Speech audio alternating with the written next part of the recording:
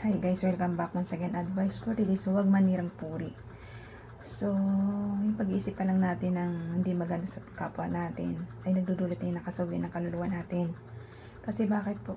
Pag-iisip pa lang hindi maganda, paninira pa lang sa kapwa-tao natin. Bakit hindi ka nalang maging masaya kung ano na-achieve ng kapwa-tao mo na nakikita niya? Gawin mo silang example o halimbawa o inspirasyon na para maging ganun ka rin sa kanila. Kung nakikita mo naiinggit ka sa kanila at nagtatagumpay sila, gumawa ka rin ng uunlad ng buhay mo. Kung nakikita mo silang umuunlad, nagkakaroon sila magandang bahay, kotse, business, na anak na nakakapagtapos.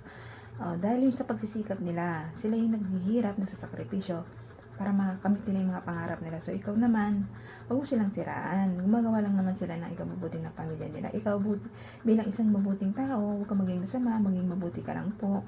Maging inspiration mo sila. Magsikap ka rin. Kung ano nakikita mo sila, gawin mo, magsipag ka para makamit mo rin nakikita mo sa kapwa mo na nagiging maunlad sila.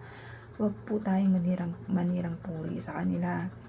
Kung sinisiraan natin sila sa inggit, sa galit, dala yan ng inggit eh. Giinggit, galit, selos, sama ng loob kasi nalalamangan ka.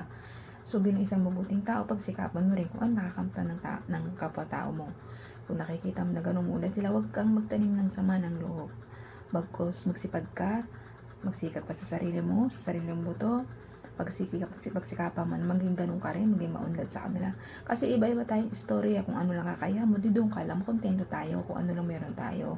Huwag tayo maging sobra-sobra kung hindi naman natin kaya. Maging makontento lang po tayo sa buhay natin, kung anong kalagayan ng status ng buhay natin.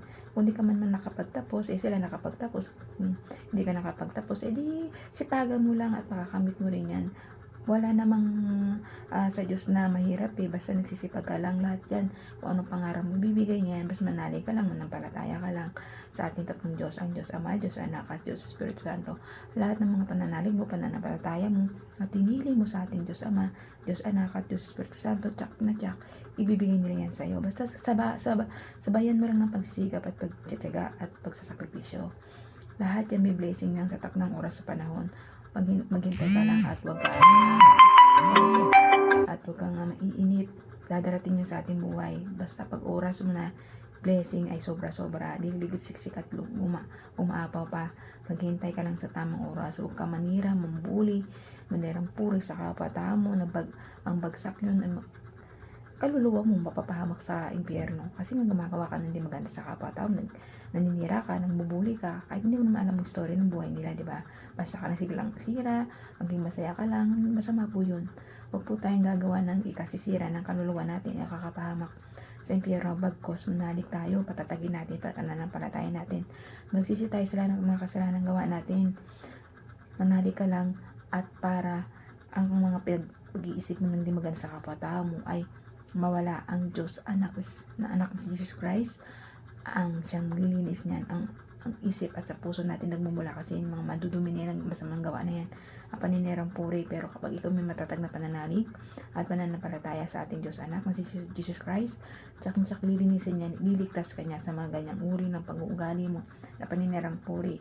Dapat po tayo matuto, huwag po tayo mag-isip ng hindi maganda sa kapwa-tao na palagi tayong magdasal at manalig sa ating tatlong Diyos, tsak ililigtas niya tayo at hindi ka nagagawa, lilinisin nila yung isip at puso mo na huwag nang mag-isip na gano'n sa kapwa-tao na masama.